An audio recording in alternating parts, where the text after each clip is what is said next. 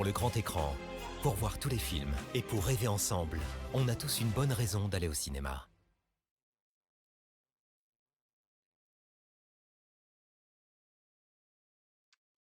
Mesdames et messieurs, bonsoir. Le micro marche, la caméra marche. Oh, tout va bien. Bonsoir Master, j'espère que tu vas bien et que ton début de semaine s'est bien passé. On est donc mercredi, jour de sortie des films. Et donc on va se faire les sorties ciné de la semaine. On commence tout de suite avec un film assez long. Assez long. Combien il fait déjà? Il fait 2h42. Hein, mais c'est Monsieur Paul Thomas Anderson. Avec Leonardo DiCaprio en tête d'affiche. Une bataille après l'autre, on regarde la bande-annonce. What I'm doing here is I'm creating a closed circuit. Very important to keep your cap shunted like this so you don't accidentally detonate your charge. Don't stop. I want you to create a show. This is an announcement on a revolution. The message is clear. I'll be seeing you very soon. Not if I see you first.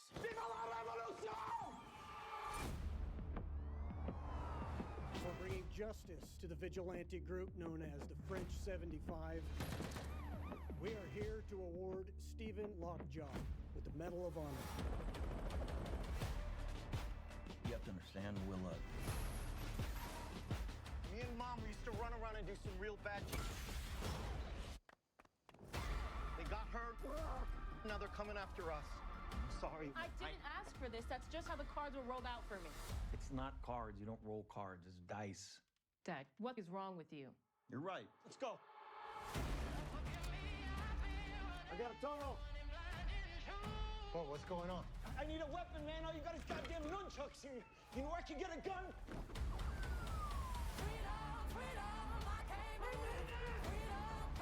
I wanted to protect you from all your mom's stuff, from all my stuff, even though I know that's impossible. Guess this is the end of the line. Not for you.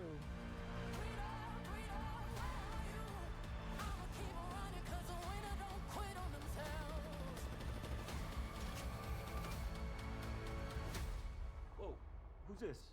Oh, they're just my friends. Now, is that a he or a she or a they? It's not that hard. They, them. Okay, I just want to be polite. Keep running, jumping the aqueducts, fire hydrants and hazardous smoke alarms on the back of us. Mama, don't cry for me, rap for me, try for me, live for me, breathe for me, sing for me. Yo, say it. Say it, baby. Love you, Bob. Love you too. You know what freedom is? No fear, just like Tom Cruise.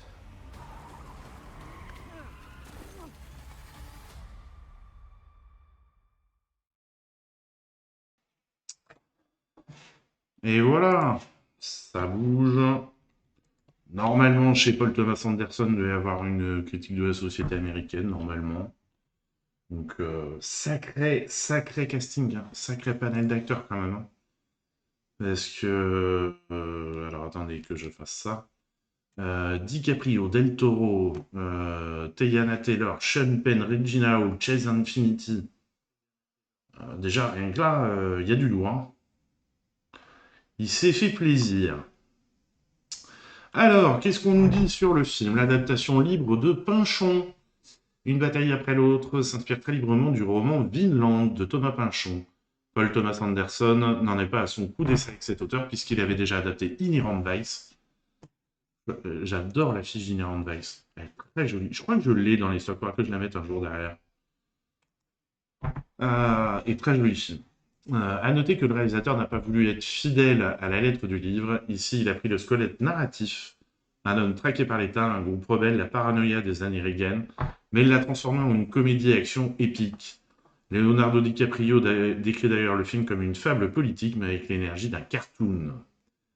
VistaVision en 35 mm, plutôt que de tourner en numérique comme beaucoup de blockbusters, Paul Thomas Anderson a insisté pour utiliser des caméras VistaVision, un format horizontal créé par Paramount dans les années 50, utilisé par Hitchcock sur Vertigo. Oui, ça fait des images très étirées comme ça. L'avantage, une image extrêmement détaillée, idéale pour les projections IMAX. Alors, c'est vrai que toutes les salles de cinéma ont des salles IMAX, hein.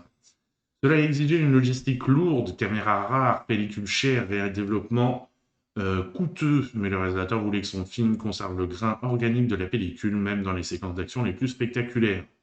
Au XXIe siècle, un seul autre film a été tourné avec le même procédé, The Brutalist de Brady Corbet. Au XXIe siècle, il n'y a qu'un seul film. Ah ouais? Ok. C'est curieux. Un budget record, parce qu'il y a eu d'autres films quand même pour les salles IMAX. Ah ouais, mais ils adaptent peut-être après quand ils font le montage pour les salles. Ouais, ouais. Un budget record. Paul Thomas Anderson n'avait jamais approché un budget de cette ampleur, compris entre 110 et 140 millions de dollars. Une bataille après l'autre dépasse de loin There Will Be Blood, un de ses plus beaux films, 25 millions de dollars. Licorice Pizza, 40 millions de dollars. Ce pari financier est d'autant plus étonnant que le cinéaste n'est pas connu pour tourner des blockbusters calibrés. Warner Bros. A accepté de financer le projet parce que Leonardo DiCaprio y était attaché, ce qui garantissait un certain succès international. De Jack Dawson à Jackpot, pour une bataille après l'autre, Leonardo DiCaprio a touché la bagatelle de 25 millions de dollars, soit le cachet moyen compris entre 20 et 25 millions qu'il empoche lorsqu'il tient le rôle principal, mais il ne s'agit pas du film pour lequel il a été le mieux payé, puisqu'il a notamment touché 40 millions de dollars pour son personnage dans le long métrage Killer of the Flower Moon de Martin Scorsese en 2023. Faudrait que je réessaye de le voir, vous savez que ce film-là, j'ai essayé de le regarder, mais j'ai jamais réussi à aller au bout. Au bout d'une heure, 1h15, je m'ennuie et je me dis, bah, il reste encore 2 heures, plus de 2 heures, 2h10. C'est extrêmement long, donc jamais réussi. Collaboration manquée sur Boogie Night. Leonardo DiCaprio avait été pressenti pour jouer dans Boogie Night de Paul Thomas Anderson en 1997. Cependant, l'acteur avait renoncé pour jouer dans Titanic. Est-ce qu'il a eu raison ou pas? Franchement, que vu comment Titanic l'a lancé, de James Cameron, Mark Wahlberg alors hérité du rôle de Eddie Adams. Retrouvailles, Alana Haim et Sean Penn ont tous deux joué dans Licorice Pizza, le précédent film de Thomas Anderson. Paul Thomas Anderson, pardon. La fin d'une collaboration. Le film marque la 5e et dernière collaboration de Paul Thomas Anderson avec son premier assistant réalisateur, Adam Sumner, décédé d'un cancer de la thyroïde le 27 novembre 2024. Ah merde. Auparavant, les deux hommes avaient travaillé ensemble sur There Will Be Blood, The Master, Inherent Vice et Licorice Pizza. Un clou chasse l'autre. Il s'agit du premier film de Paul Thomas Anderson sans son chef costumier habituel. J'espère qu'il n'est pas mort quand même. Mark Bridge, qui l'accompagne depuis le début en tant que réalisateur. Il est ici remplacé par la costumière Colleen Atwood, lauréate de l'Oscar des meilleurs costumes à 4 reprises. Chicago, il était magnifique. Mémoire d'une geisha. Je vais peut-être pas mettre l'affiche. Alice au pays des merveilles, Les animaux fantastiques de David Yates en 2017. Une voix s'éteint. Dans la version française du film, Sean Penn est doublé par le comédien Emmanuel Kersen, qui a été sa voix officielle depuis 1995 et le long métrage La dernière marche de Tim Robbins. Une bataille après l'autre est le dernier film dans lequel l'acteur français double son homologue américain puisqu'il est décédé le 11 septembre 2025. C'est donc tout récent, soit 2 semaines avant sa sortie sur les écrans français. Premier rôle, Une bataille après l'autre marque le premier rôle au cinéma de Chase Infinity, qui joue ici la fille du personnage interprété par Leonardo DiCaprio.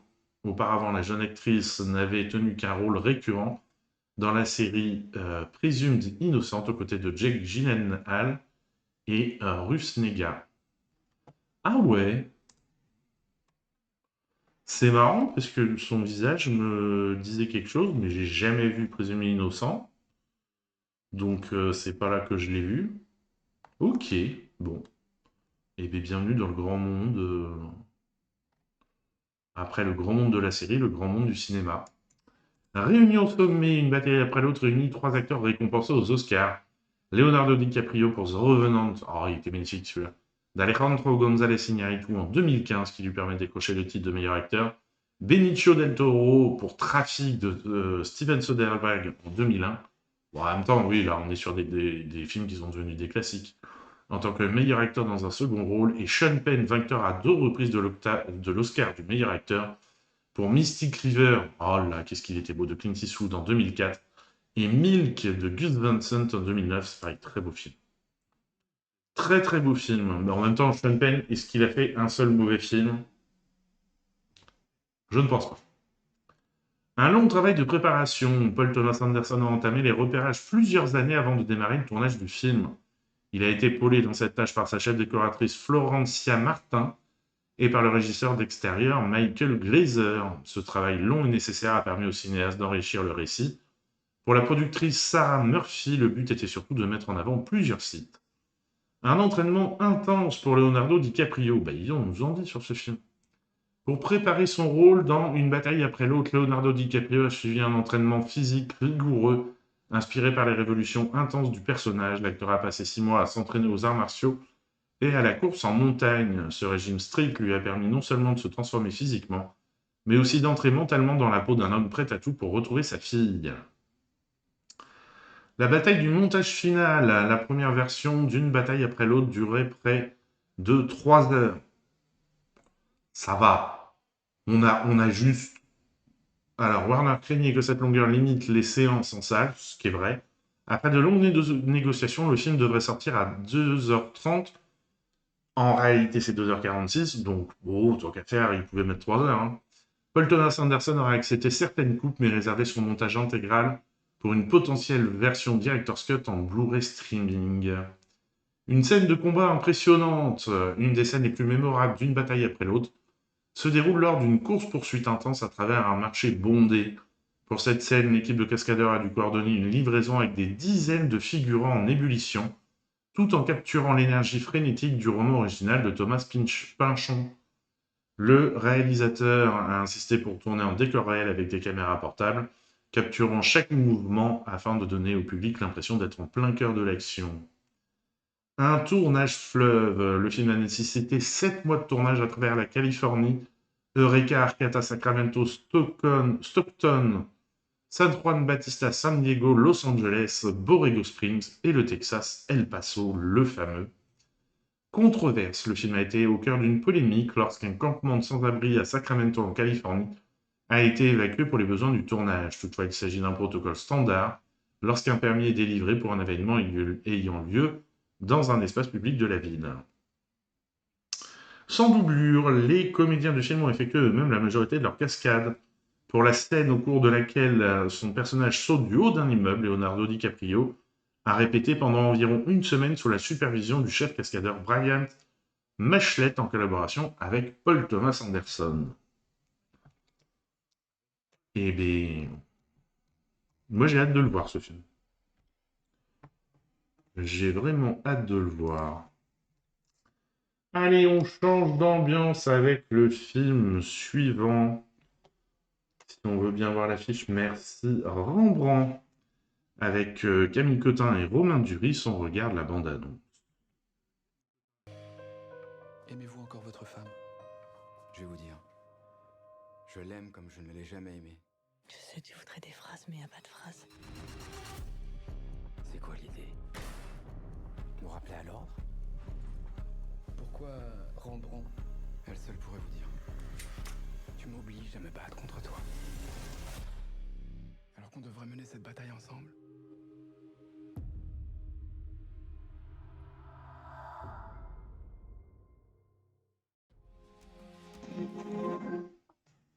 Oh lolo, il y a de l'ambiance.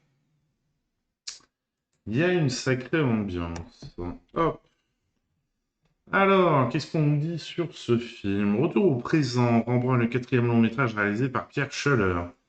Ce dernier revient ici à un film aux enjeux éminemment contemporains, le nucléaire, les enjeux climatiques, la guerre en Ukraine, la disparition des glaciers. Le cinéaste souhaitait avant tout réaliser un film qui soit ancré dans le présent après son récit, Un peuple et son roi, qui était son dernier film sorti en salle. Ah oui, c'était pas oui. Pierre Schoeller, je me rappelle de lui, surtout pour l'exercice de l'État. Mère et fille à l'écran. Camille Cotin et Céleste Brunquel s'étaient déjà donné la réplique en tant que mère et fille dans le drame Les Éblouis de Sarah Succo. Effectivement, il était magnifique ce film. Il était vraiment intéressant sur la manière dont une secte prend l'emprise sur une famille. Vraiment, il était chouette celui-là. Tiré de faits réels, comme le personnage de Camille Cotin dans le film, Pierre Stoller a lui aussi vécu une expérience particulière à la National Gallery en février 2019. Il s'est retrouvé totalement ébloui par 3 tableaux de Rembrandt. Vieil homme assis dans un fauteuil, un homme âgé Somme Saint-Paul, ok, et Portrait of Heinrich Stoffels. Le réalisateur a eu l'impression que ces toiles du XVIIIe siècle évoquaient le présent. D'une certaine manière, Rembrandt est son film le plus autobiographique. Littérature fantastique pour évoquer la manière dont le personnage de Claire change suite à la découverte des personnages de Rembrandt. Pierre Scholler évoque non pas l'univers de cinéastes, mais d'écrivains ayant travaillé sur les registres du fantastique et du gothique à l'image d'Oscar Wilde, Edgar Allan Poe et Henry James. Un long chemin de croix, Pierre Scholler a commencé l'écriture de Rembrandt en 2019, mais n'a commencé le tournage qu'en janvier 2024 en raison de nombreux rebondissements dans la production et d'un scénario qu'il a beaucoup retravaillé avec sa co-scénariste Anne-Louise Trividic.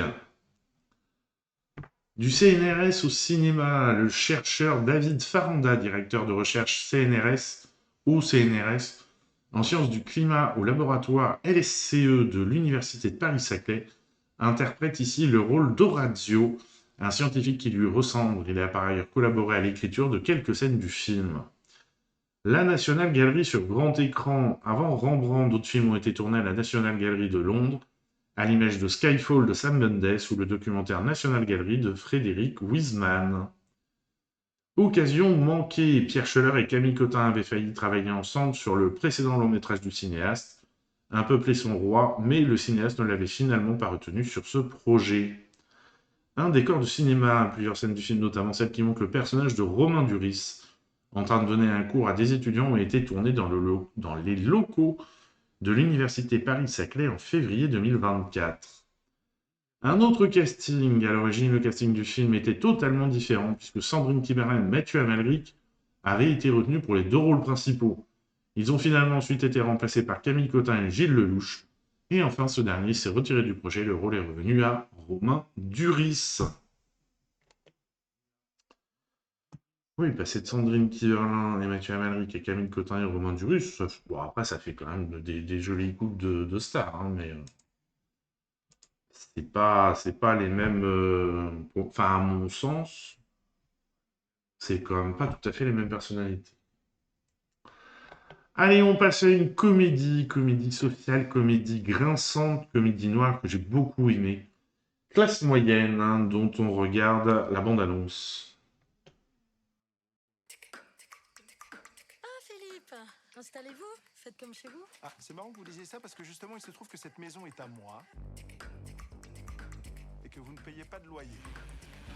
Étant donné que vous nous employez depuis 7 ans au black, pourquoi vous n'utilisez pas l'appareil à vapeur? Ça laisse pas de traces. Puis ce serait moins fatigant pour vous. Que vous nous avez versé 800 € par mois, soit bien moins qu'un SMIC. Du coup, on n'a pas pu cotiser pour la retraite. Et non. Donc, si on va devant un juge, ça pourrait vous coûter un redressement 150 000. C'est quoi l'objectif? Ramener les ploucs à la raison. En chiffres. Ça, c'est 150 000. Et ça, c'est la raison. Mais quel enfoiré! On n'aura jamais votre argent. On va trouver un accord ici et maintenant. La violence est une limite. Et cette limite a été franchie 2 fois aujourd'hui. Vous arrêtez de vous foutre de notre gueule. Ça va partir en couille, là!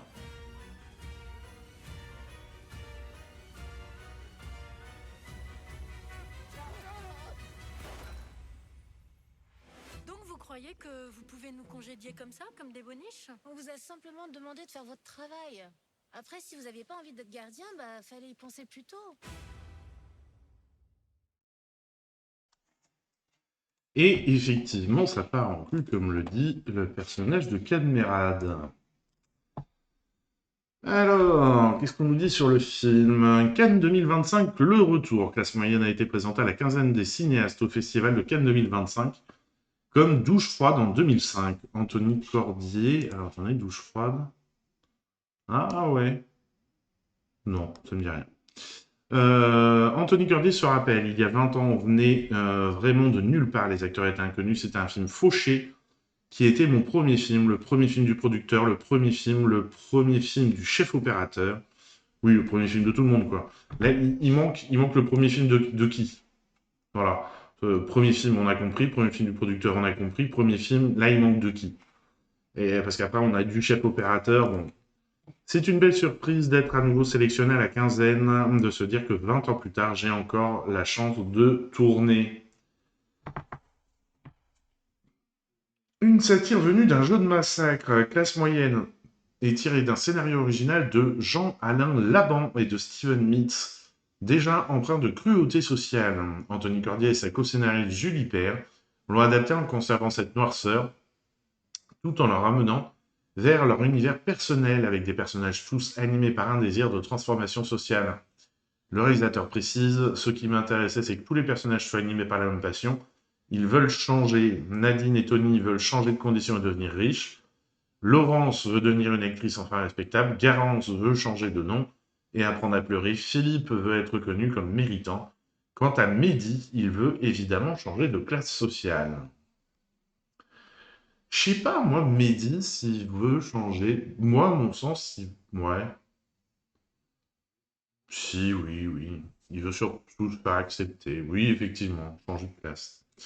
Une résonance autobiographique. Le personnage de Mehdi est directement inspiré du vécu du réalisateur qui se décrit comme un transfuge de classe. Il connaît de l'intérieur les contradictions et les complexes du personnage, ce qui a guidé toute sa mise en scène. Un lieu de tournage pensé comme un personnage, la villa où se déroule l'intrigue est essentielle à la mise en scène. Sa forme en escargot sans angle droit offre une liberté de mouvement à la caméra et aux acteurs. Cordier cherchait à éviter la monotonie du huis clos en exploitant la rondeur architecturale pour dynamiser les déplacements. Un tournage express en 25 jours. Le film a été tourné rapidement en seulement 25 jours. Cela nécessitait une grande réactivité de l'équipe, parfois en tournant dans le désordre. Ramzy Bedi a choisi pour sa veine burlesque.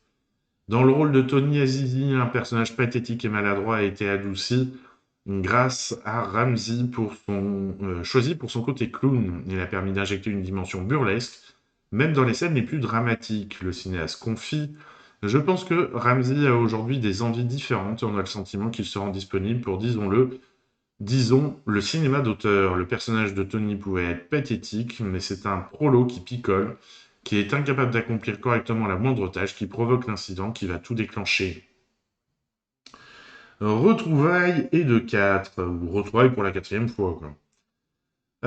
C'est la 4e fois qu'Anthony Cordier tourne avec Élodie Bouchès après Gaspard va au mariage. Très beau film. Complètement barré, mais très beau. Happy Few, que je n'ai pas vu, je crois.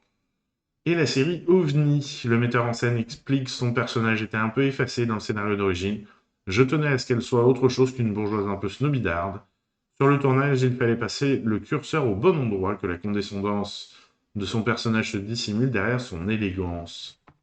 Une musique née d'une playlist personnelle. Anthony Cordier a découvert par hasard sur Deezer les compositions de Clémence Ducreux qu'il a intégrées à la bande originale de Classe moyenne. Pendant le tournage, le metteur en scène écoutait aussi de l'électro berlinoise, Sacha Punke et Boris Brejcha, influençant le mélange final entre piano classique et pulsation électronique. Pour moi, ils avaient le ton à la fois grave et moqueur que je recherchais, précise-t-il. Ouais, oui, c'est bon, on est repassé. Hop. Voilà donc pour ce film que j'ai beaucoup aimé. Vraiment, il y a en plus de la critique sociale, vraiment, on passe vraiment un bon moment. Et alors pour ceux qui sont sur Discord, où je mets tous les films que je vois avec des petits mots, enfin des petites notes, vous voyez que on nous présente énormément de drames. Alors là, c'est une comédie dramatique, mais c'est une comédie avant tout.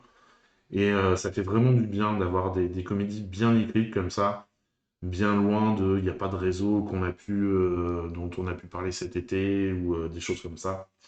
Donc ouais, ça fait, il y a une écriture, il y a des dialogues, il y a des situations qui sont bien étudiées.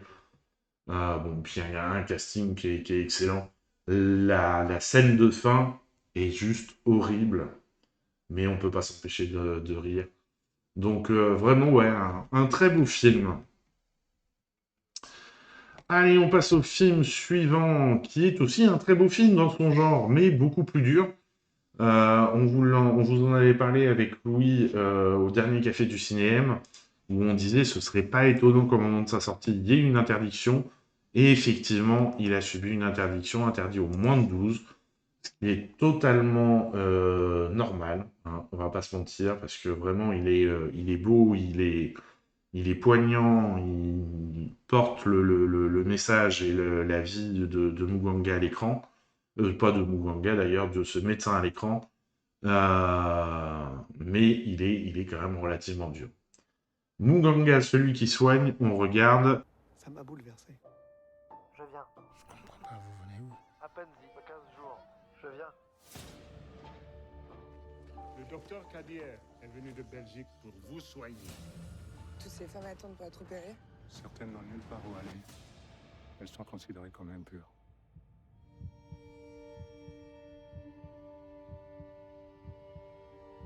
Mon Dieu, qu'est-ce qu'il y en fait? C'est la 3e fois que j'opère cette femme. On va l'opérer combien de fois, nous? À quoi ça sert? Il suffit pas de faire le bien, Denis. Faut le faire savoir.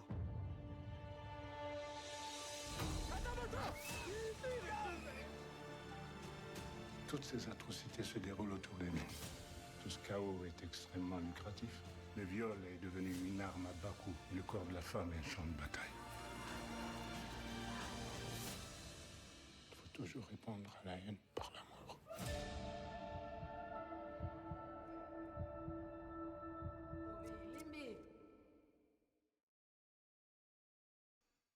Voilà donc pour ce film, et vous comprenez avec la bande-annonce et les sujets que ça traite, que effectivement, c'est un film très dur qui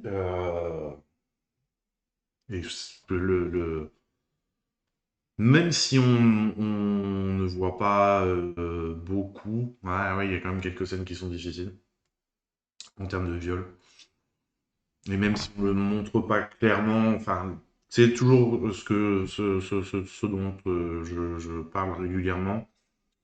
Le suggérer a plus de puissance sur l'esprit que le montrer. Et là, c'est du suggérer, on imagine encore plus que ce qui peut être fait. Alors, qu'est-ce qu'on nous dit sur le film sélection en festival? Muganga, celui qui soigne, figure parmi les 10 films en compétition de l'édition 2025 du Festival du film francophone d'Angoulême. Sur 2 continents, le film a été tourné sur 2 pays, en Belgique à Bruxelles et à Lambaréné au Gabon. Un héros de cinéma, le combat du docteur Mukwege, a déjà fait l'objet d'un documentaire, L'homme tiré par les femmes. Très joli film aussi, bon. Là où lui, il parle, vraiment, c'est lui qui explique. De Thierry Michel, sorti en 2015, déjà 10 ans. Ouais. Une vie au service des femmes. Muganga, celui qui soigne, revient sur le parcours du médecin Denis Mukwege, prix Nobel de la paix en 2018, qui n'a eu de cesse depuis les années 2000 de dénoncer l'inaction internationale au sujet des viols comme arme de guerre en République démocratique du Congo. Des atrocités qui se sont révélées être une stratégie pour contrôler les ressources minières du pays. Denis Mukwege a notamment fondé l'hôpital de Panzi en 1999, qui a été pensé pour les femmes victimes de viols de guerre. Dans les années qui ont suivi, l'établissement est devenu un centre holistique, médical, psychosocial, socio-économique et juridique. L'Afrique dans la chair, la réalisatrice du film Marie-Hélène Roux est née au Gabon, où une partie du film a été tournée. Ayant passé son enfance en Afrique, elle a gardé un attachement particulier pour ce continent. L'histoire du docteur Mukwege, découverte grâce à la lecture de Panzi, coécrit par ce dernier, et Guy-Bernard Cadière, interprété dans le film par Vincent McCain, a donc résonné d'une certaine manière en elle. Avec sa productrice Cynthia Pinet, elle a mis plus de 10 ans à ce que Muganga, celui qui soigne, voit le jour.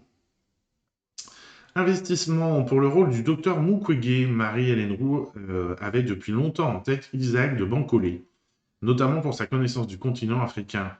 Pour ce rôle, l'acteur s'est particulièrement investi et s'est montré assez engagé. En plus de rencontrer Denis Mukwege, il a également passé du temps dans un hôpital et a appris le swahili. Signification, le titre du film Muganga signifie celui ou celle qui soigne en swahili. À l'origine, Marie-Hélène Roux voulait garder la neutralité de genre, mais elle a préféré partir sur quelque chose de plus court car le titre aurait été trop long. Voilà donc pour ce film qui est, je le répète encore une fois, magnifique. Une vraie claque. Allez, tiens, on parlait de comédie. En voilà une, Le Million. On regarde la bande-annonce. La clé du bonheur, j'écoute. C'est là. Ah. Ça, c'est une porte verrouillée, c'est pas une porte claquée, ça. Bon, vous pouvez l'ouvrir ou pas? C'est 600 €. Très bien. Voilà. Je vous sens pas, vous. Moi, je donne pas dans les cambriolages. Hein. Non, mais c'est pas du tout ce que vous croyez. Vous voyez cette sacoche? Je dois la remettre dans un coffre avant 6 h demain matin. 1 million d'euros, c'est la com du laiton. T'as volé 1 million d'euros à Richard? Demain matin, à 6 h, je prends l'argent dans le coffre. Dès que Richard saura que t'as voulu lui prendre son argent, il va te dégager, tu crois quoi? Richard saura pas que j'ai volé l'argent. Parce que je vais le remettre. Je prends, je remets, je reprends, je reprends, je remets. Vous faites jamais d'erreur, vous? Je vous sens pas. 1 000 €. En cash? On est foutu. On va le mettre dans votre camionnette et on va le déposer dans un terrain vague. Mais jamais de la vie! 5 000 € et vous faites tout ce que je dis. Vous payez cash tout de suite. Putain, on nous a tiré les camionnettes! Mais vous êtes un poissard, vous êtes un poissard! Esther, mon ex, elle va nous trouver un taxi. Arrête de m'appeler ton ex, je te rappelle qu'on n'est même pas divorcés. Bah si. Bah non. Bah si. Bah non. Si. Ah bah non. Ah oui, effectivement, vous avez une excellente relation. C'est qui le gros là? Non, bah attends, tu sais ce qu'il te dit, le gros? Pardon, le gros. Il faut peut-être que ça cesse, hein, les réflexions sur le physique. Il est où l'argent, Marine? T'approches pas! Tu veux brûler tes pistons! Non, les bifetons! Pas les bifetons! Non, elle avait brûlé les bifetons. Magic. Je suis défiguré. À la base, il a plutôt un gros nez, non? Non, pas du tout, il a un petit nez très mignon. Pourquoi faut la remettre dans le coffre, cette thune? J'ai pas bien compris. Vigile quand j'appelle les flics! T'es sûr que c'est ta mère? Oui, non, Ah oui, c'est bien ta mère.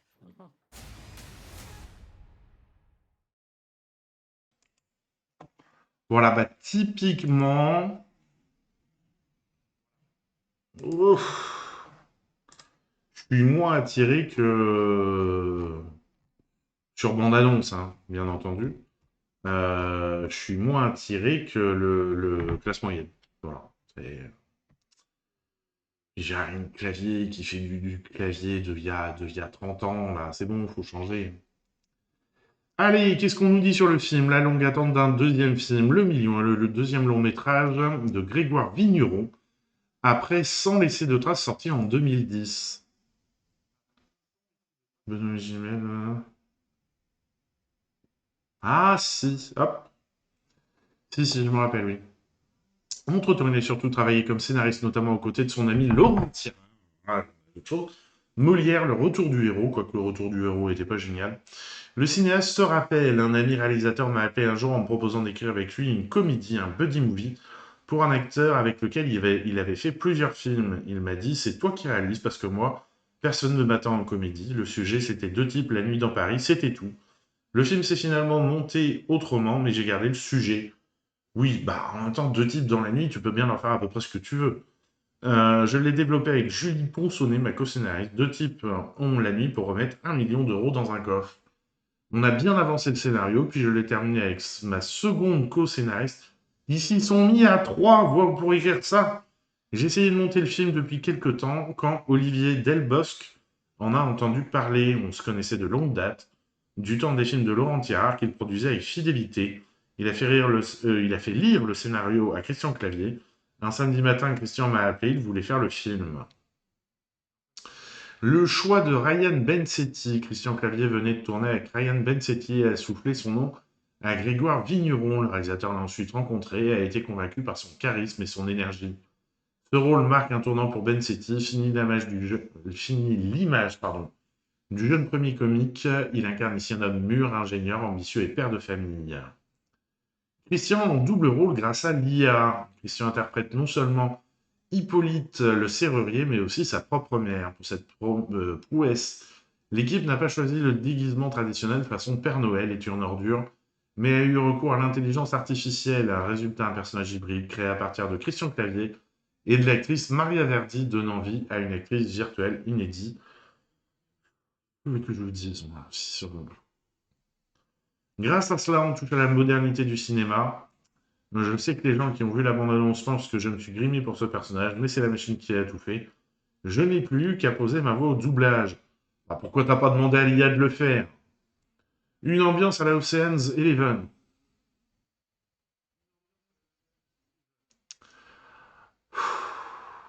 Non, mais faut pas faire des comparaisons comme ça. La musique du compositeur Sylvain Goldberg a orienté l'esthétique du film vers une tonalité proche de Ocean's 11. Cette touche pop et élégante donne du style à un récit qui mêle comédie, effraction et tension nocturne.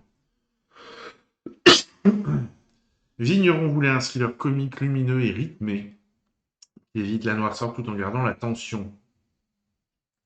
Un tournage exigeant, surtout de nuit, le récit se déroulant sur une seule nuit, l'équipe a dû multiplier les tournages nocturnes, souvent complexes. Le million incluait aussi des cascades, des effets spéciaux et un important casting. Christian Clavier rappelle que chaque minute comptait sur le plateau, avec une rigueur proche de celle d'une troupe de théâtre.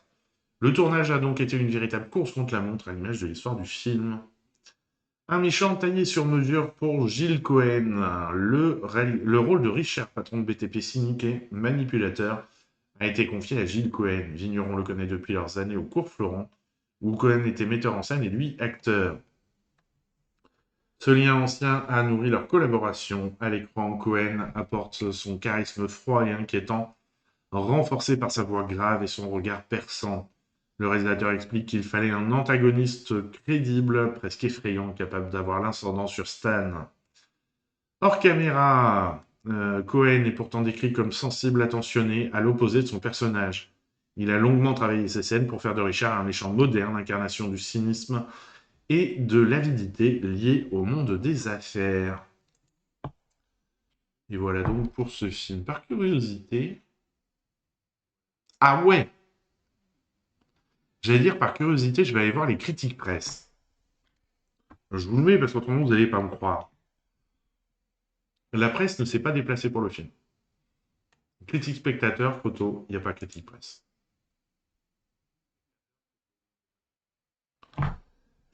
Sur un film quand même à relativement gros budget, c'est porté par CGR.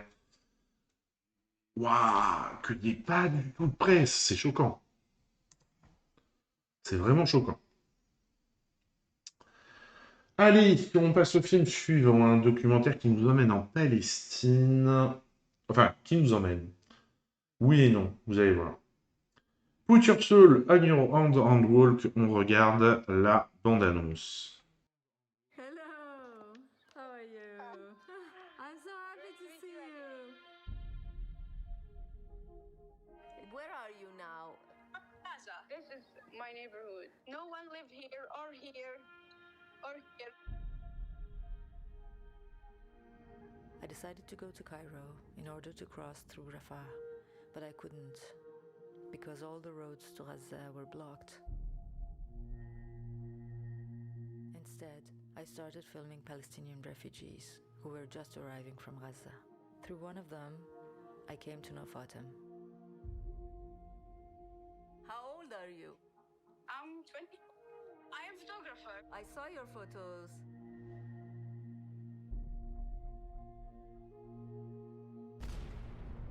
Here, you can die bombing or fear, starvation. Each of our conversations could be the last one.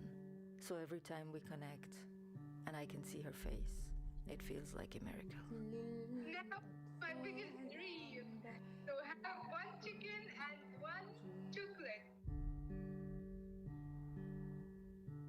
If you are hearing my voice, you will hear the sound of airplanes. Every second you walk on the street, you put your hole on your hands and walk.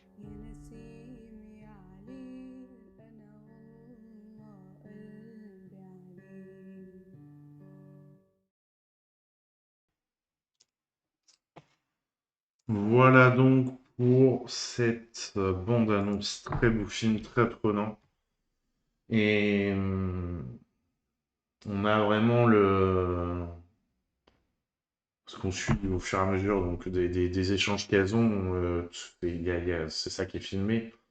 Et elle envoie, on a aussi des photos de cette jeune femme, de Fatma Asona. C'est ça? Oui, Fatma Asona. En fait, bah, c'est voilà, la puissance du suggéré. On entend les bombardements, on entend des tirs, mais on les voit très très peu. Et cette jeune femme là, cette- moi je trouve qu'il illustre bien la résilience que peuvent avoir les Gazaouis, même si bon, au bout d'un moment ça peine quand même et on sent que le moral est sacrément entamé. Mais parce que elle a malgré, on voit il y a des moments, quand il y a les privations d'alimentation, elle maigrit vraiment beaucoup. Mais malgré tout, elle a ce sourire, elle a ce rire. Et non, c'est des films c'est un film qui est magnifique. Vraiment un témoignage, un moment oui, de vie. C'est un très bel hommage à cette jeune femme qui est disparue trop tôt, malheureusement. Cannes 2025. Et donc, normalement, elle devait présenter son film au Festival de Cannes, mais elle n'a pas pu. Ce film est présenté à l'Acide au Festival de Cannes 2025. De la vie à la mort, Put Your Soul in Your Hand and Walk est le récit de près d'un an d'échange à distance entre la réalisatrice Sepideh Farsi et une jeune femme, Fatma Asona, qui vivait à Gaza. Lorsque le film a été terminé puis montré aux équipes de l'Acide Cannes, cette dernière était toujours en vie malgré la guerre. Mais le 16 avril 2025, Fatma Asona a été tuée suite à une attaque israélienne sur sa maison. Dès lors, le message du film n'était plus tout à fait le même. D'une guerre à l'autre, Put Your Soul on Your Hand and Walk évoque la guerre à Gaza. Le précédent film de Sepideh Farsi, La Sirène, évoquait également une guerre, celle entre l'Irak et l'Iran, dans les années 80. Des réponses à des questions, Sepideh Farsi a rencontré Fatma Asona par l'intermédiaire d'un ami palestinien alors qu'elle se trouvait au Caire. La réalisatrice cherchait à se rendre à Gaza, mais n'avait pas pu s'y rendre en raison des routes bloquées. À l'origine de son documentaire, il y avait plusieurs questions qu'elle se posait et dont elle n'avait pas les réponses. Comment la population survit à Gaza depuis plusieurs années? Quel est leur quotidien? Quel est le but exact de l'armée israélienne? Une forme particulière, le film a été réalisé à partir des différents échanges en vidéo de Sepideh Farsi avec Fatma Asona.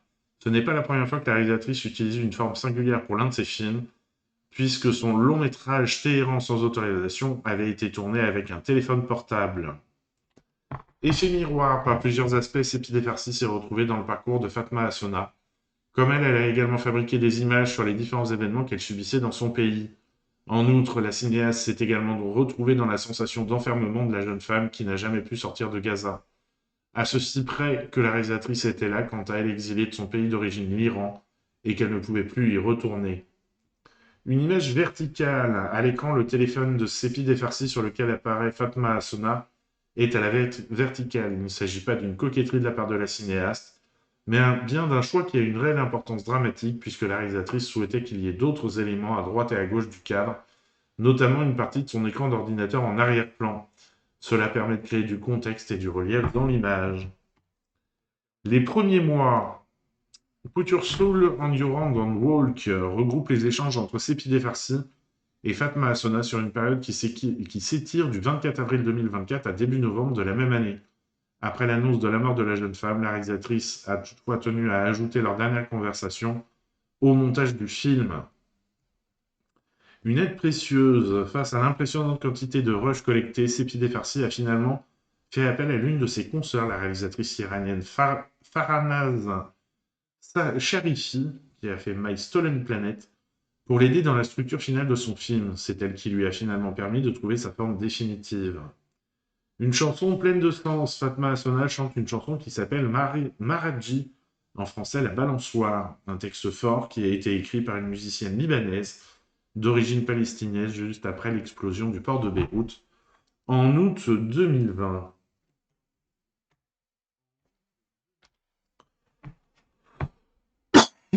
Voilà donc pour ce film. Allez, on change d'ambiance avec TKT. On regarde la bande-annonce.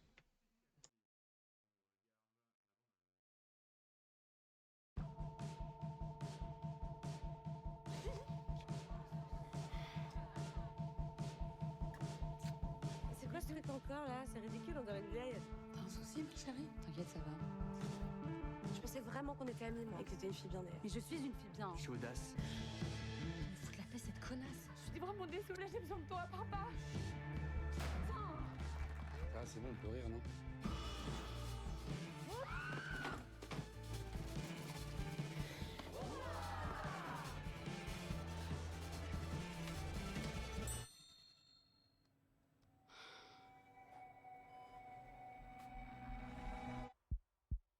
Ça va, t'es bien dormi? Je te dépose, ma chérie. Je suis en retard. Non, je suis en retard en plus. Bisous. T'es sûr que ça va? Ouais, ça va, t'inquiète. Mais pourquoi je l'ai cru? J'ai vu que t'allais pas bien. Je pouvais pas imaginer à quel point. Je suis l'inspectrice Leclerc. Est-ce que vous avez pu rédiger la liste de ses amis? T'as réfléchi? Toujours rien à signaler? Non. Mais vous vous foutez vraiment de ma gueule, tes amis et toi? Je vois vraiment pas pourquoi vous dites ça. Non. J'ai vraiment besoin de toi. J'ai besoin que tu me défends. Laisse tomber. Elle va mourir. Moi, je sais qu'elle va pas mourir. Des fois, j'ai l'impression de la sentir. On aurait dû prendre sa défense. J'aurais dû prendre sa défense. Contre quoi? Ça va passer. T'en fais pas.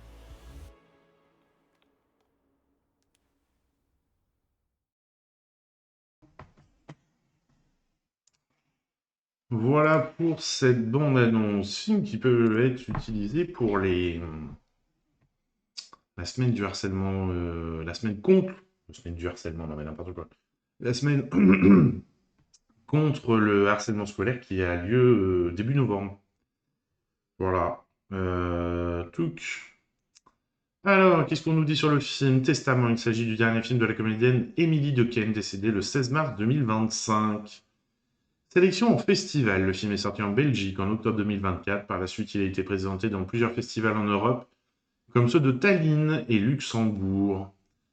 Premier pas, TKT marque les premiers pas au cinéma de la jeune actrice Lana de Palmaert. Eh ben, pour un premier rôle, qui tient ici le rôle principal, celui d'Emma. Bienvenue.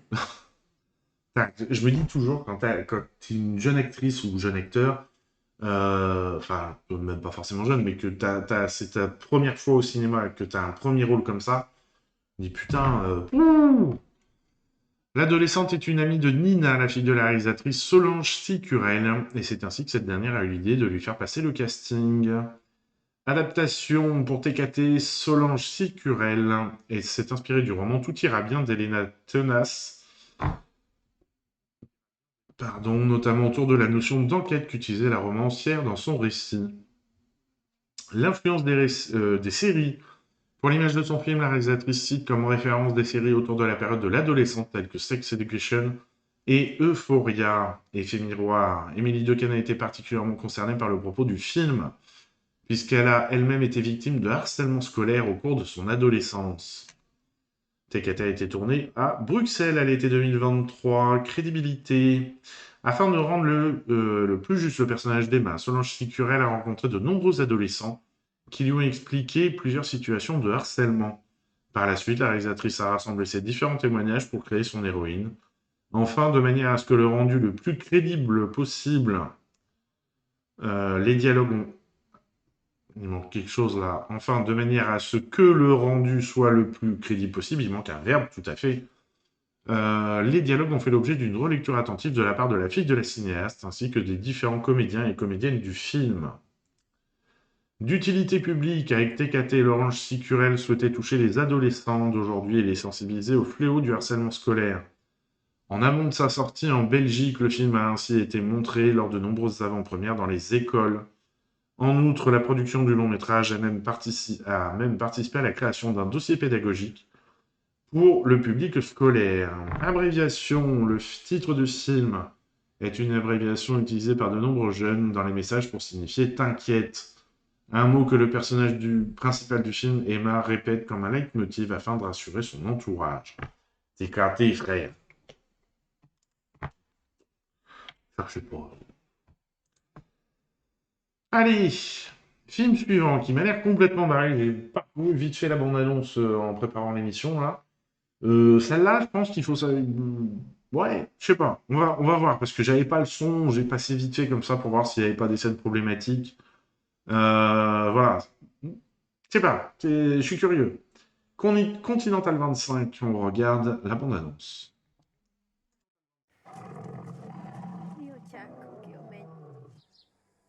Szenteltessék meg a te neved. Bocsáss meg vétkeinket. Még éppen mi is megbocsájtunk az ellenünk vétkező. Mais attendez, comment ça se fait que ça passe pas sur le général, ça?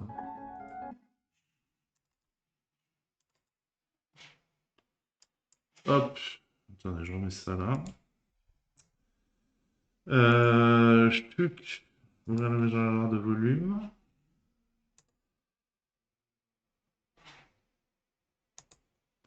Et là... Ah oui, mais pourquoi c'est pas celui-là, ça? Non, c'est ça, normalement. Et là, faites voir. Beaucoup mieux. Hop, excusez-moi, petit réglage en direct. Où c'est qu'on en était? À Continental 25, on regarde la bande-annonce, bien entendu.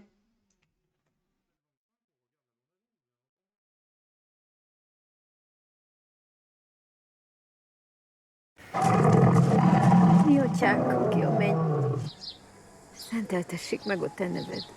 Bocsáss meg vétkeinket. Még éppen mi is megbocsájtunk az ellenünk vétkező. Dar ce ați pățit? Hai, ziceți-mi acum, doamna... Hai, se stoasele mele ninja. Uite-ți, sumație. Ce veche e. V-am lăsat cât am putut și oricum toamna-iarna nu se prea fac evacuări. Nu ai voie nici să te consideri mai vinovată decât ești.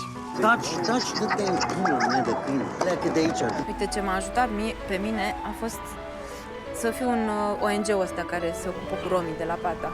Trimit 2 euro pentru UNICEF, 2 euro pentru refugiații din Ucraina, pentru Women Life Freedom, pentru Gaza. Dar nu poți să fii mama răniților, acum nu. Parcă ești în lista lui Schindler când plânge ăla. Uite, vezi acul ăsta de cravată, dacă îl vindeam, mai salvam un jidanel. Și că de ce nu vor românii să joace în Star Wars? De ce? Ca să nu muncească nici în viitor.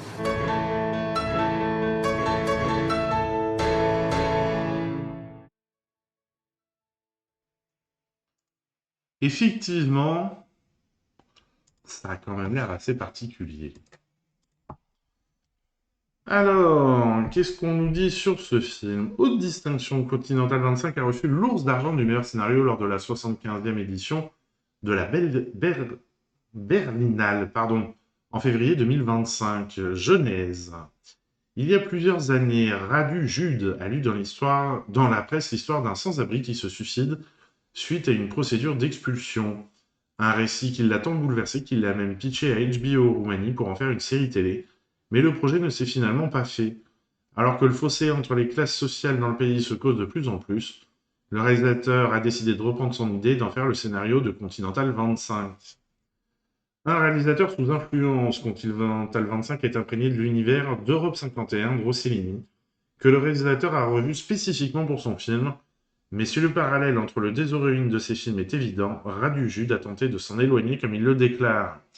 J'ai décidé d'explorer ce thème, mais de façon moins métaphysique et moins tragique, en situant le récit dans un mélange très contemporain de comédie, de tragédie. Je pourrais dire que mon film est une sorte de caricature de Rossellini. En outre, le cinéaste dit s'être inspiré également de Psychose de Hitchcock pour la structure du récit. Le reflet du réel, la culpabilité d'Orsolia, est un reflet de la société roumaine selon le réalisateur, même si selon ses propos, il n'a jamais eu l'intention de faire un film politique comme il le dit. La culpabilité d'Orsolia reflète les manquements du système, mais le film s'intéresse à son expérience individuelle plus qu'il ne cherche à faire de grandes déclarations idéologiques. Une ode aux dinos. Dans le film, une scène devait se dérouler dans les bois, mais l'équipe du film étant hébergée dans un complexe hôtelier qui s'appelle Wonderland, se trouvait... qui était hébergée dans un complexe hôtelier qui s'appelle Wonderland, se trouvait également à côté d'un parc de dinosaures. Radu Jude a donc décidé de les inclure dans le scénario comme un clin d'œil et de faire des plans sur ces statues. Un élément symbolique qui montre, selon le réalisateur, la commercialisation à outrance même de la préhistoire. Le choix d'une actrice, Radu Jude a tourné Continental 25 en même temps qu'un autre projet, une adaptation libre de Dracula qui sort d'ici la fin de l'année, il me semble. C'est pendant les répétitions de ce dernier qu'il s'est rendu compte qu'Esther Trompa serait convaincante pour le rôle et que ses origines hongroises apporteraient une dimension supplémentaire au film. Tournage épuré, Radu Jude a tourné son film à l'iPhone pour montrer qu'il est possible de faire un long métrage sans avoir de budget faramineux. Par ailleurs, ils ont tourné sans lumière, sans machinerie, avec seulement la lumière et les décors naturels. Express, le film... Voilà, pourquoi il s'est dit qu'il avait une équipe? T'as une équipe alors que tu tournes à l'iPhone. Curieux, ça. Le film a été tourné en 11 jours à Cluj, au cœur de la Transylvanie, près du complexe de Wonderland. Le cinéma vérité, si Radu Jude a souvent tourné des documentaires ces dernières années, il s'inspire du processus pour Continental 25 avec des dialogues purs et une mise en scène minimaliste pour privilégier davantage le réel. D'ailleurs, le film est entrecoupé de plans issus de documentaires sur l'histoire des bâtiments. Ok, pourquoi pas, après tout.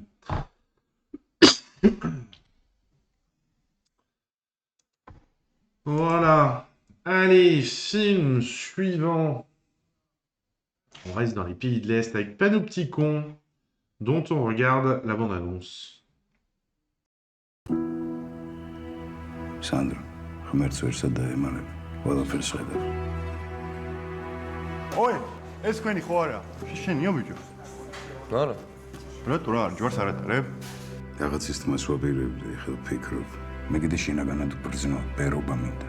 მაგრამ მე თუ წავალ ამ გზაზე დარწმუნებული უნდა ვიყო, რომ შენ კარგად იქნება. მამა ჩემიც აქ არის და რა, მე რო წავიდა, მე ესე ვერ მივატოვებ რა. სანდრო, შენ კი არა, თვითონ მიგატოვა. შენსავით ხო? სანდრო, გაიცანიერ დედა ჩემია ნატალია, ეს სანდრო ჩემ უნდა. შენ ჩემთან არ იყავი სალონში? მოკეთ მოგავს. როგორ გინდა? სხვების დასანახად რო ცეკვაო, ეგ უკვე ბოზობა. და შენ ვაფშე თავმოყარეობას უნდა კარგე თუ არც გქონია მანამდე.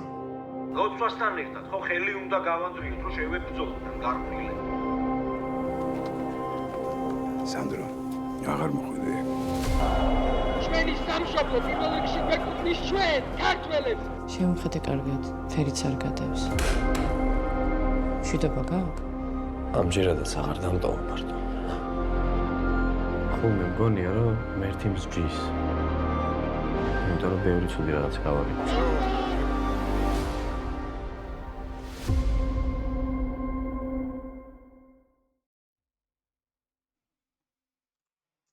On va revenir. Non. Voilà donc pour cette bande-annonce. Rappelez-moi, c'est un film. Oh, je ne sais plus. J'ai un trou. Géorgien? C'est ça. Un film géorgien. J'ai beaucoup aimé ce film. Il y a le parcours de ce jeune qui est abandonné par son père, qui se retrouve complètement sans repère, sans rien. Comment il évolue avec la mère de son copain qui devient un objet, un symbole de désir. Et lui vraiment qui se cherche aussi bien au niveau de ses amis qu'au niveau de sa manière de penser, tout ça. Il y a une très très belle évolution du personnage. Et la Géorgie en fond qui est c'est pas joyeux hein, quand même hein, comme situation hein, la montée de l'extrême droite là-bas aussi et puis une certaine violence donc ouais non, vraiment joli film. Alors qu'est-ce qu'on nous en dit de ce film? Sélection au festival Panopticon a été... Alors, je ne sais pas si on dit Panopticon ou Panopticon. Hein. a été présenté en première mondiale en juin 2024 au festival Karlovy Vary en République tchèque. Par la suite, il a été également sélectionné en France dans plusieurs festivals tels que ceux de Montpellier et La Rochelle. Du coup, Roland, il s'agit du premier long métrage de Georges Sikaru-Litz, après 4 courts-métrages Fish That Drowned, Red Apples, Fatherland et A New Year. Girl Power, Panopticon fait la part belle à plusieurs personnages féminins en opposition aux hommes qui brillent surtout par leur absence ou leur défaillance. Ce n'est pas tout à fait un hasard puisque le réalisateur a souhaité rendre hommage à l'importance des femmes en Géorgie à la suite de l'effondrement de l'Union soviétique. Jusque dans les années 2000, le pays a surtout survécu grâce aux mères de cette génération qui ont décidé pour beaucoup d'entre elles d'aller travailler à l'étranger pour subvenir aux besoins de leur famille. Couper les cheveux en 4. Dans le film, le personnage de Natalia est interprété par la Sukitashvili est coiffeuse. Hein? Le personnage de Natalia interprété par Ya. Ah, c'est que Natalia qui est coiffeuse et coiffeuse aussi à la vie. Ok, j'y étais pas. Et c'est pas là, c'est Ya Sukitashvili. Un univers de Georges Sikaru-Litz connaît bien puisqu'il avait écrit, alors qu'il était encore étudiant, un scénario d'un court-métrage intitulé La coiffeuse, qui évoquait un homme voulant se faire toucher physiquement et qui allait donc se faire couper les cheveux. Une particularité que l'on retrouve avec le personnage principal de Panopticon, Sandro, joué par Dacha Chachua, ça va, c'est facile, qui découvre toute la dimension érotique que peut avoir le contact d'une coiffeuse avec son client. Surveillance. Le titre du film Panopticon fait référence au panoptique, le dispositif d'observation carcérale conçu par le philosophe Jérémy Bentham à la fin du XVIIIe siècle. Il permet d'embrasser la totalité du regard, l'ensemble d'un espace et donc de surveiller continuellement des individus. Et la totalité... Oui. C'est pas clair, ces phrases, mais bon. Dans le film, Georges Sikaru-Litz, le procédé est utilisé de manière métaphorique, notamment à travers les paroles du père de Sandro, incarné par Malkaz Abulatz, qui lui recommande d'être bon en toutes circonstances, car Dieu le surveille.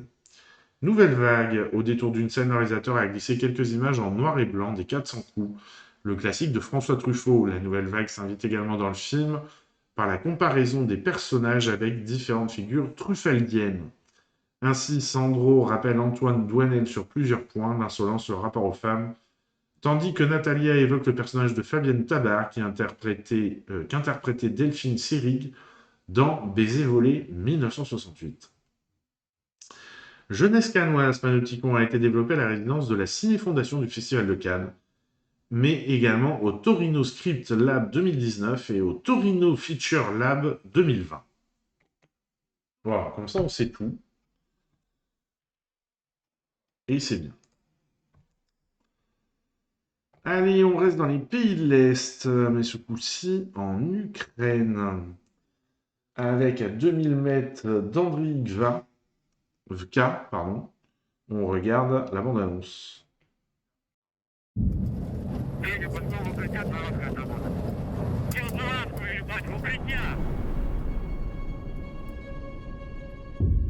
Ukrainian forces have now launched their much-talked-about counteroffensive. Expected to be the biggest military operation in Europe since World War II.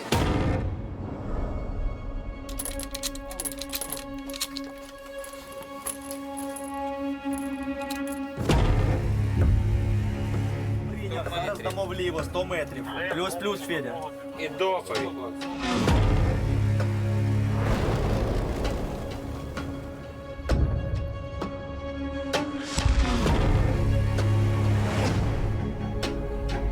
Просуваємося, пацани, просуваємося!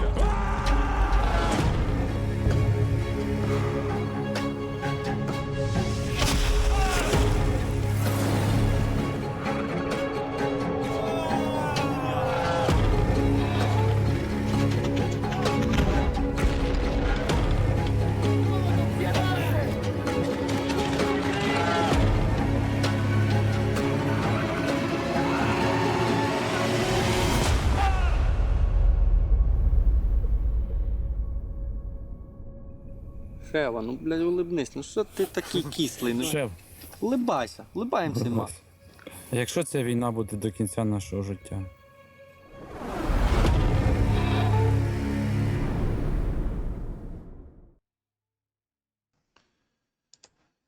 Ouais. Ouais. Je suis pas fan de ce type de film où les caméras embarquées avec les militaires, là. Ok, il y a des films qui parlent de guerre où on a ce type de scène, mais c'est de la fiction. Là, on est dans la réalité. C'est gênant, je trouve. Moi, elle m'a mis mal à l'aise, cette bande-annonce. Je sais pas s'il y a beaucoup de cinéma qui le passe, ce film, mais ça va être particulier à suivre. Allez, on passe au film suivant, Silent Shot, dont on regarde la bande-annonce.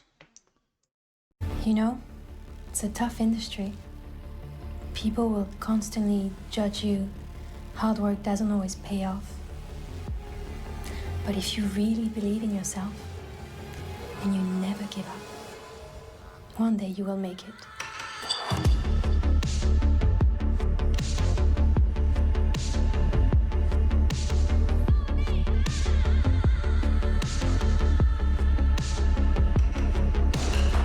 What do you think about joining Alex for this shot?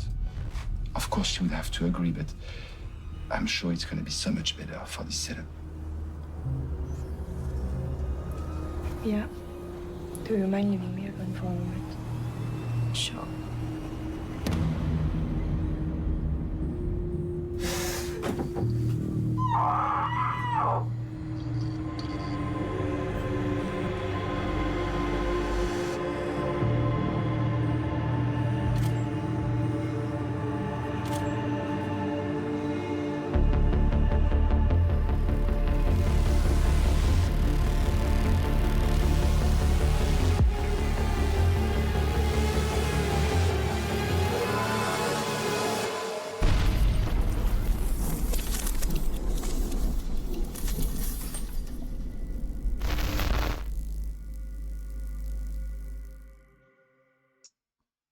Voilà donc pour cette bande-annonce. Alors, que dire? Je sais pas trop ce qu'on a vu. Juste prendre 2 secondes. Silent Shot. Alex, jeune artiste électro-française pétillante, vient tourner au Japon des images pour les clips de son nouvel album. Sur le tournage, elle se rapproche de Miya, sa belle assistante japonaise. Cette histoire d'amour naissante est stoppée net quand le réalisateur du clip commence à mettre en scène Miya plutôt qu'Alex. Une jalousie s'installe de plus en plus profonde. Alex sombre peu à peu dans une folie paranoïaque. Ok. Voilà, comme ça au moins on a le synopsis. Allez, avant-dernier film, Disco Africa, une histoire malgache. On regarde la bande-annonce.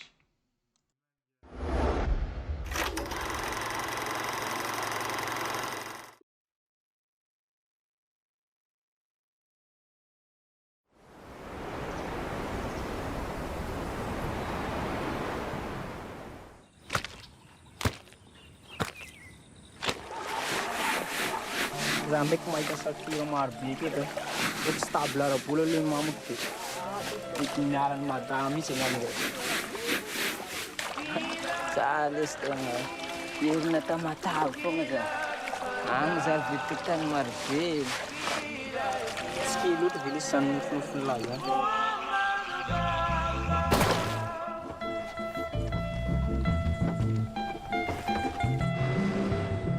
Madagascar ritaniko ijoro amizay aho mba ho reharehanao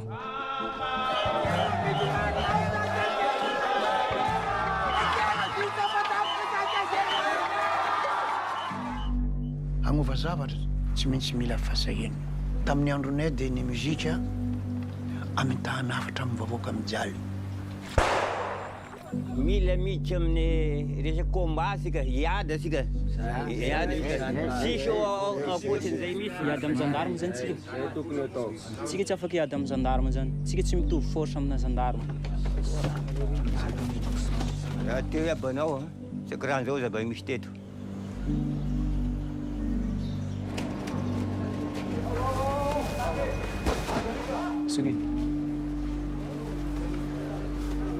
Inona no ampiakanareo amin'ilay toro? Anao koa agnampy zay. Mila porofonao aminay fa zay matoky anao. Io ane fandehandehana lava tongotra io misy fiatsakany amin'ny fiainana io rehefa tsy hainao manao an'io. Diso lala tampoka io. Io na tomboky mandehandeha io rehefa mandeha amin'ny tsy plasiny io lasa misy fiatsakany be amin'ny fiaigna. Ary mety manimba azaka.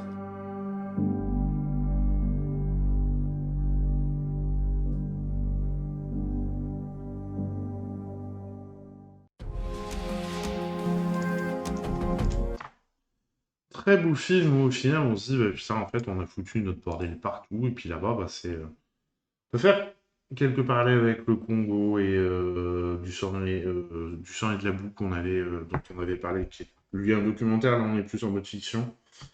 Au Congo c'est les métaux lourds pour les téléphones, là c'est les saphirs pour le trafic, mais on retrouve un peu les mêmes choses.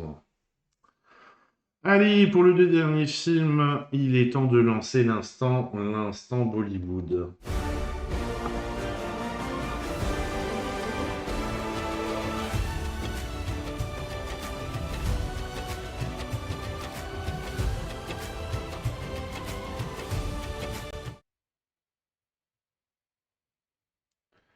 Avec un seul film ce soir, côté Hollywood, They Call Him OG. Voilà, on regarde la bande-annonce.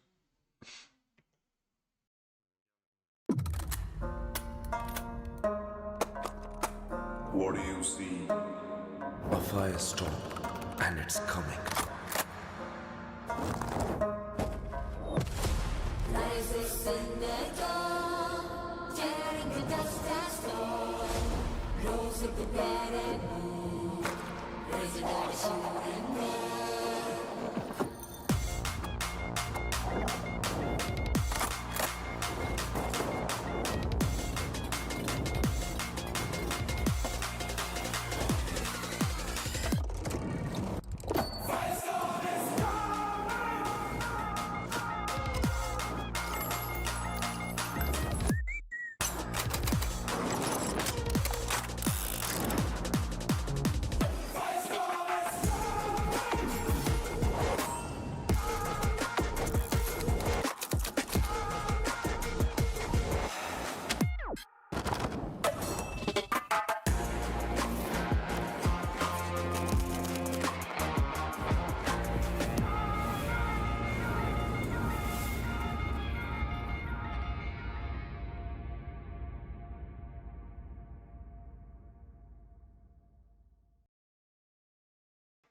Putain, il y a tellement de vignettes à la fin sur le truc qu'on voit même plus le titre du film.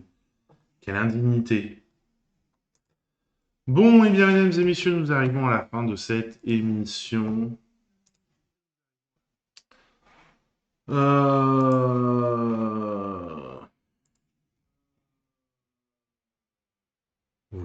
hein. On va se quitter comme ça. J'espère qu'il y aura des films qui vous auront plu. Dans les sorties de cette semaine du 24 septembre. Putain, on est déjà le 24 septembre, vous vous rendez compte, mais c'est une dinguerie. 24 septembre.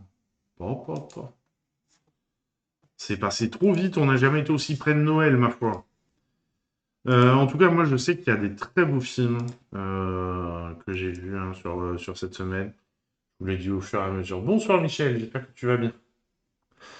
Ah bah, ça veut dire que vous êtes rentré, du coup. De très beaux films, pas rarement gays. À noter quand même la comédie classe moyenne, où pour une fois, je trouve qu'on a une comédie bien écrite, avec un fond, avec de la belle écriture, aussi bien de dialogue que de situation, et des acteurs qui sont là pour bien la servir. Donc voilà. Que dire de plus ? Bonne soirée et à bientôt.